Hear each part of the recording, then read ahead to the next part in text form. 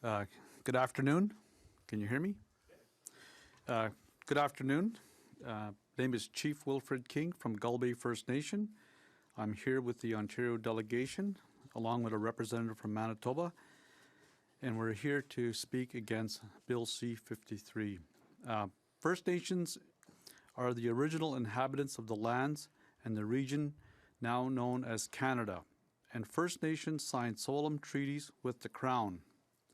We have established inherent and treaty rights which are recognized under Section 35 of the Constitution. Ontario and Canada continued advancement of relationships and agreements with groups making false claims to Indigenous identity are directly impacting Aboriginal and treaty rights protected rights of recognized First Nations. First Nations in the Ontario region support the legitimate claims of Indigenous peoples, but note that recognition of unfounded claims undermine legitimate inherent right holders. We are protecting our inherent rights given to us by the Creator and reject any claims of lateral violence. This is about preserving the legitimacy of Indigenous rights. First Nations strongly support recognition of rights but reject the creation of any rights by Canada for groups that never existed historically as culturally distinct, stable political entities. First Nations in Ontario region have long opposed Métis rights assertions in our ancestral and territorial territories. We are in the position that the communities represented by the Métis Nation of Ontario never existed in our territories historically and therefore cannot be recognized as having Section 35 rights.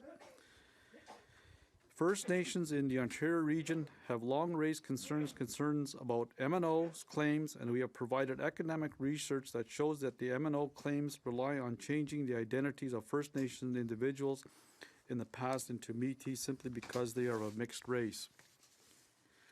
MNO claims to pop up Métis communities throughout Ontario have no factual or legal basis and undermine the legitimate First Nations, Inuit, and Métis rights holders. R versus Poly recognizes the existence of one Métis community in a very specific, limited geographic area. There is no credible basis for claims elsewhere in the province. Canada's position is that because Métis have found to exist in a specific geographic location areas, Canada has now unilaterally created new Section 35 rights holders out of mixed race individuals claiming to be Métis, without proof of continuous, stable, culturally and politically distinct communities in specific geographic areas. Our position is that R versus Poly, which is a Supreme Court of Canada decision, is being misapplied, misconstrued, and applied throughout various parts of Ontario without any kind of legal or factual recognition. I'll turn it over to our youth rep now. Yeah, well, thank you. Sego Sewagwego, Ariel Yunjet, Wataganagare. Hello, everybody. My name is Ariel Berwick, and I'm from Watson Mohawk Territory. I thank the Algonquin Nation, whose unceded lands we are gathered on, for graciously welcoming us to their territory. I thank the Elder for the prayer that was held earlier today, and I recognize the sacred items that were present with us on Parliament Hill today. Today we had gathered not only as individuals, but as a united front, a testament to our shared history and the principles we hold dear. I acknowledge Interim National Chief Joanna Bernard, Ontario Regional Chief Glen Hare, First Nations leadership, our citizens and allies who have come together to oppose Bill C-53 and call for its defeat. I extend a warm and welcome to all citizens who have joined us at this rights assertion rally hosted by the Chiefs of Ontario.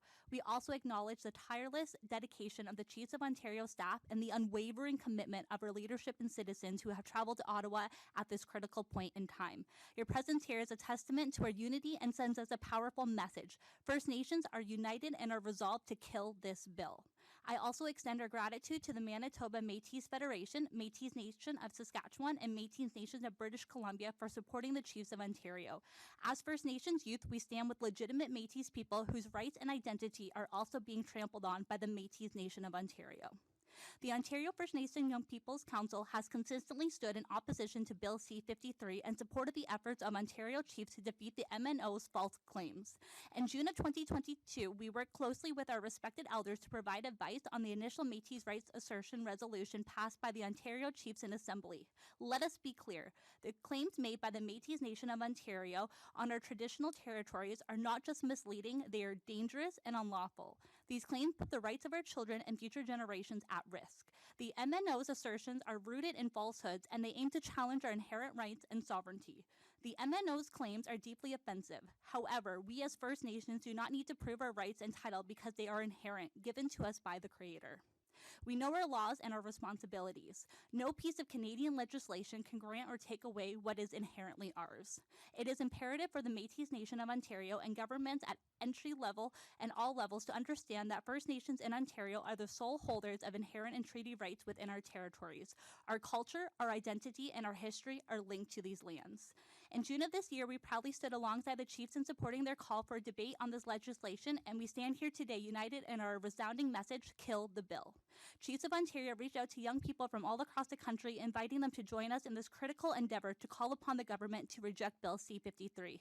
We had gathered here today as a testament to our unity, our resilience, and our unwavering commitment to protect our rights and heritage. We do so not only for ourselves, but for the generations that will follow in our footsteps. Together, we will stand firm in our resolve, and together we will make it known that Bill C-53 has no place in our future. Nyalwa, thank you, and may our determination and unity guide our path forward. Kill the bill.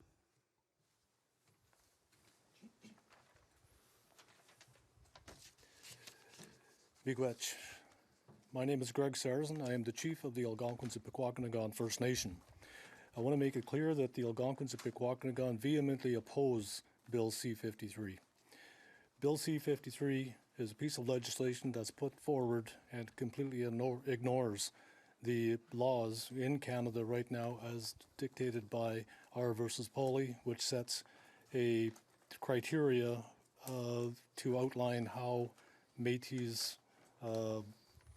communities can exist and how they can exercise Section 35 rights.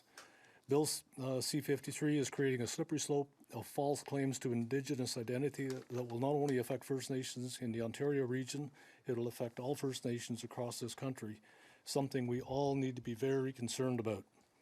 This bill is setting a dangerous precedent where any group of mixed ancestry individuals can claim to be Métis and get Section 35 rights, opening the door to false claims across the country. In the past few years, we've seen a major increase in groups that are self-identifying as Indigenous who are asserting that they should have the same rights as First Nations. We have always had to fight extremely hard to have our rights recognized and upheld. We take attacks on our rights extremely seriously, and that is why we have gathered here this week to stand in solidarity to protect our First Nations rights. First Nations in all regions will be aware of the growing spread of groups falsely claiming Métis or First Nation status on the basis of a distant ancestry. Canada's position is that First Nations don't have any legal basis to challenge these decisions. It is between Canada and a new group. Canada's actions will only encourage groups asserting false claims across the country. Given the lack of territorial limitations in Bill C-53 and Canada's move away from the need for alleged Métis groups to show credible proof for their claims, it is entirely possible that MNO or other groups will seek to establish new so-called Métis communities in Quebec, British Columbia, and other provinces and territories.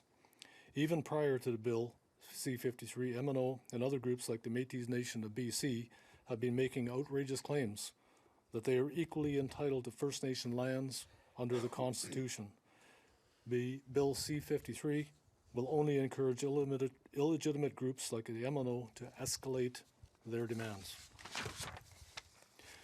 Just because someone is half First Nation and half European does not mean they automatically cease to be First Nations persons and become Métis. Many of our people have one parent that is First Nations and one that is not. That does not make them Métis. It makes them mixed, but they are still First Nations. It is important to clarify that there is a difference between mixed and Métis. These are two different things, and the terms should not be used interchangeably. On June 21st, Canada introduced Bill C-53, the recognition of certain Métis governments in Alberta, Ontario, and Saskatchewan, and Métis Self-Government Act into Parliament. First Nations have been left in the dark and repeatedly been denied any opportunity to even discuss the issue with Canada. We have serious concern about the implications of Bill C-53. Bill C-53 would enshrine into law the Section 35 protected status of any community represented by MNO based on membership criteria determined entirely by MNO. The MNO's membership practices have been scrutinized for years, not only by First Nations in the Ontario region, but also by other Métis people, including the Manitoba Métis Federation. The Métis National Council had passed a number of motions calling for an expert panel to review the so-called historic Métis communities in the Ontario region and determine whether the MNO's claims are authentic or not. That panel was finally established this month and the review is underway. We look forward to seeing the outcome. We want to make it clear that this is not just a small group of disgruntled First Nations chiefs in Ontario. These are legitimate concerns held by various groups across the country. We are calling for Bill C-53 to be withdrawn so that there is a proper and due diligence by Canada and consultation with First Nations before any bill of this magnitude is passed to prevent a mistake that will harm legitimate right holders for generations to come and plague governments for generations to come as well. Miigwech.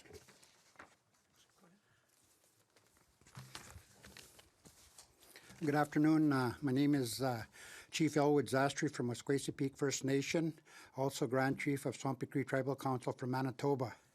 I come here today to support the Chiefs of Ontario for Bill C-53.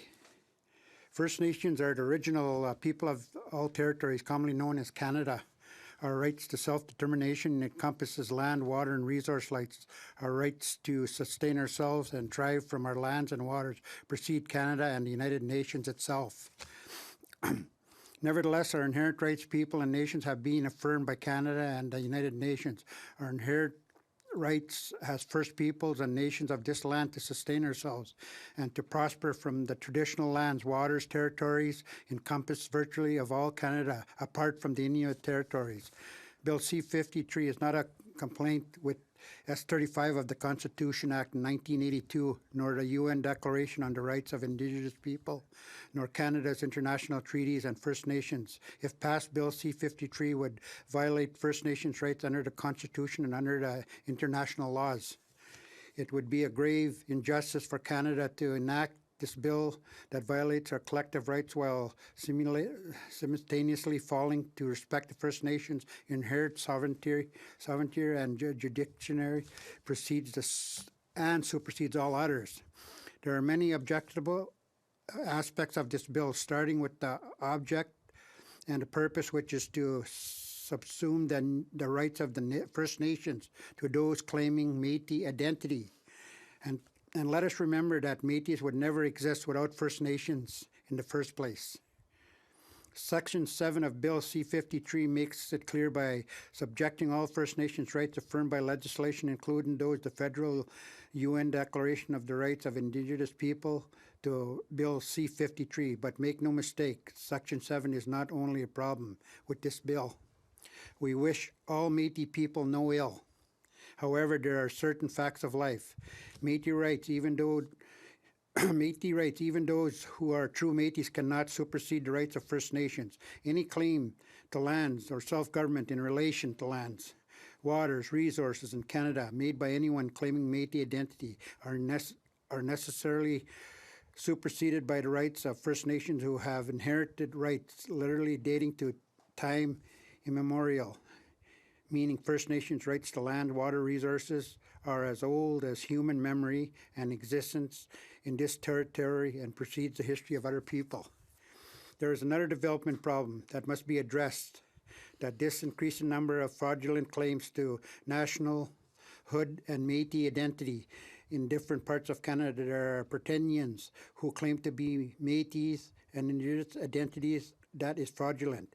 That is not grounded in any proper sense of what people or nation is. There are individuals likewise claiming in collective identity the rights that are not theirs to claim.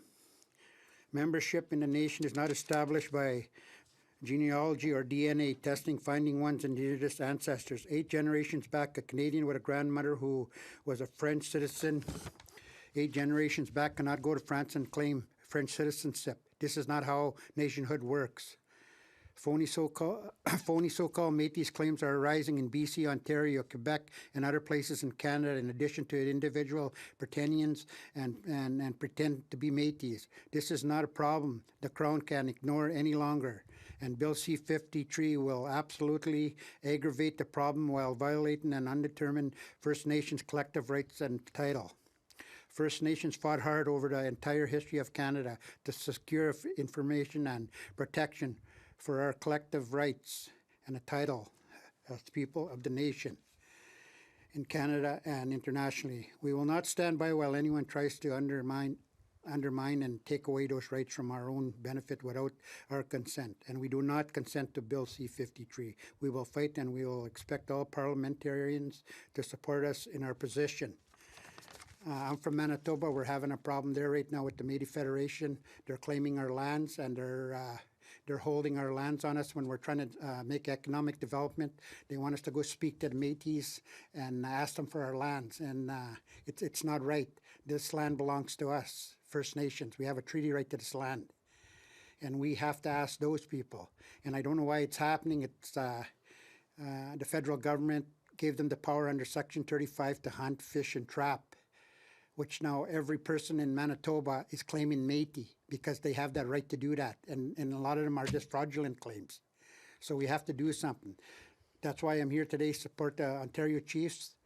Me as a Grand Chief, I have to speak for my people and stop this because it's going to affect my children in the long run and my great-grandchildren. When I'm no longer here, I'll be in the spirit world, and they will be here. And they're going to ask, why didn't our chief speak up for us at the time? So that's why I'm here today. Thank you very much for listening. Miigwech. Quick way. Chief Shelly Moore-Frappier, Temagami First Nation.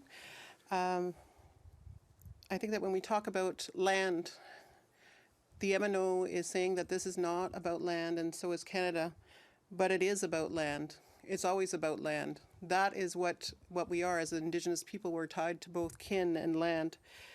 And in our homeland, in a document on right now, we have served the MNO an eviction notice for an unauthorized cabin that they have built in our homeland. So you see, this is about land, and it's disingenuous to say it is not about land.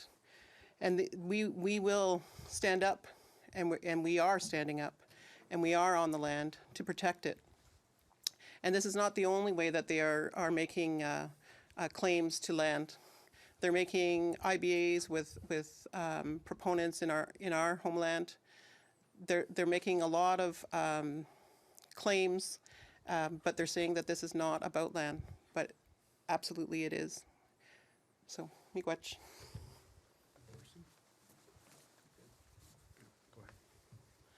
Well, again, miigwech to everybody, and the support that was given to us to be in front of the big house here.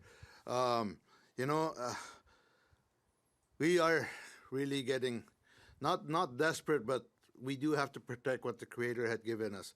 So when we talk about the Métis and the Bill 53, I've been meeting with and we're meeting in different places with the Métis. I am, and I come to sit at some of these tables where they're very aggressive. They're aggressive with my chiefs. I will not let that. And they were bullying one of my chiefs. I will not let any one of them bully my chiefs. And the other thing is, sure, they're recognized by the government, which is what we've been asking for all our lives, that as long as I've been around and before, and we're still fighting to be recognized here. And for them to say, because I specifically asked the Métis people at a table I was sitting at, when my chiefs and all the chiefs sit with the government, federal or provincial, when we talk about compensation, settlements, funding, whatever it is when it comes to resources, that they truly believe that they must be at them tables. Well, no, that's the wrong answer. We deal and we work, and that is with the feds and the province, not with the Métis. They have no business whatsoever to be at these major tables where my leadership want to make our communities better. They have no business there. So we got to kill the bill, and we got to kill it now. And nothing about us without us is my theme every day now when I wake up. Miigwech. We have time for questions now as well. Hi, Brett Forster with CBC Indigenous. My question is for Regional Chief Glen Hare. I spoke to the MNO's president, Margaret Fro, yesterday, and she said she wants to resolve this dispute through respectful dialogue with First Nations. You're painting a very different picture of how those talks have been going. So how open are you to negotiating with the MNO to resolve this? Well, she needs to talk to my chiefs. I will not sit at the table by myself with the Métis. It's my chiefs. I take the direction from my leadership, and we've been open though. We have been open to sit with them, and they haven't. And why now at the 11th hour? We put a lot of resources out today to be here, to be heard. And if they're hearing us, then call my chiefs then. Let's like you just heard here, you know, we're not shunning them. But also at the same time, don't disrespect us. And I can add to that.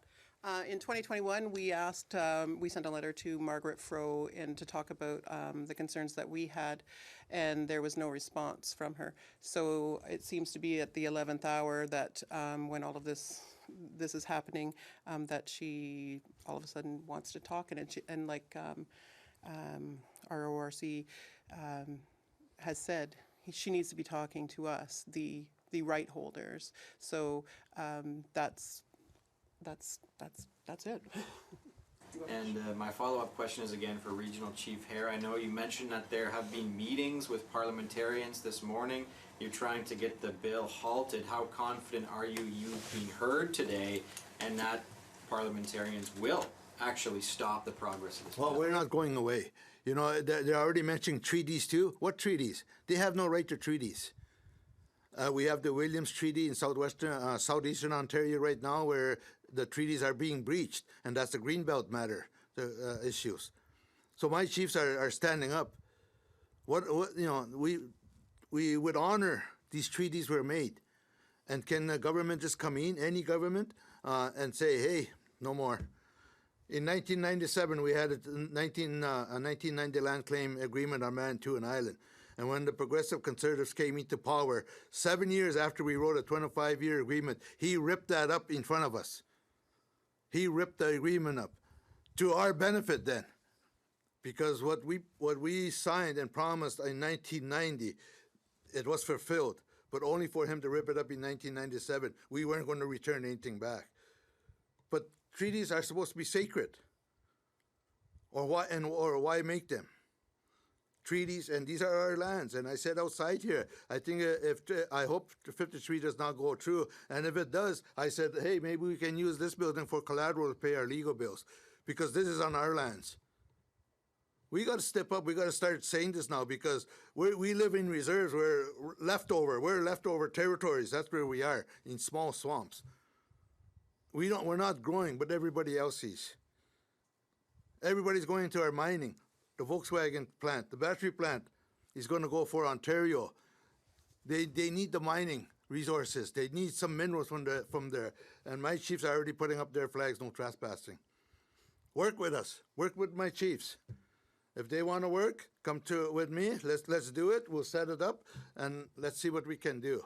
But right now, we are not laying back quietly on Bill 53, because it's got second reading now. I think the feds are hearing you, because as far as I can tell, they remain committed. Well, we're not going to go away. We're not going to go away. We're not going to. If they want to keep pushing through, you're going to see more of this. You know, I've been off the highway now for in the middle of the highway for about 6-7 years now. We're back. We're coming back. Chief. Brent, you have to also recognize that you know, we're talking about Parliament here, and there are many parliamentarians wouldn't be sitting there today without the First Nations support in getting elected. I believe there are 35 ridings across Canada in which First Nations hold the balance of power. So these parliamentarians, if they want to support the First Nations in the next federal election, they better start listening to the representations that we have made here today, yesterday, and so forth. They have gotten to their positions by virtue of First Nations supporting them. And I don't care what political party they belong to or what political stripe they carry, that this is based on our inherent rights. This is based on law. So for them to, if they're going to ignore our concerns, we will make sure that we bring this movement forward. And if it becomes a political issue in the next federal election, that will be done for sure. Miigwech.